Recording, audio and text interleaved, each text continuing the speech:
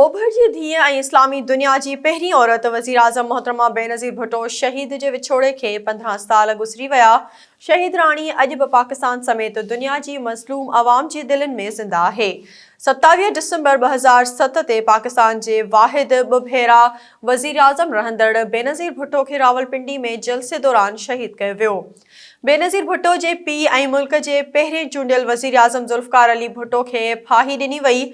संदसि ॿ भाइर शाहनवाज़ भुट्टो ऐं मीर मुर्तज़ा भुट्टो खे बि शहीद कयो वियो। हुन बदतरीन आमरीतनि खे मुंहुं ॾिनो, जलावतनीअ जा ॾुख बि ॾिठा, पर जमहूरी जिदोजहद खां पोइते न हटी।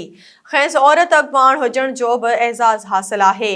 अॼु शहीद राणी जी 15वीं वरसी आहे। बेनज़ीर भुट्टो जी वरसी में शिरकत लाइ सॼे मुल्क मां माण्हू गॾी ख़ुदा बख़्श पहुची रहिया आहिनि। वरसी जे मौक़े ते जलसे खे अॻूणो सदर आसिफ ज़रदारी, परॾेही वज़ीर बिलावल भुट्टो ज़रदारी ऐं ॿिया अॻवान ख़िताब कंदा।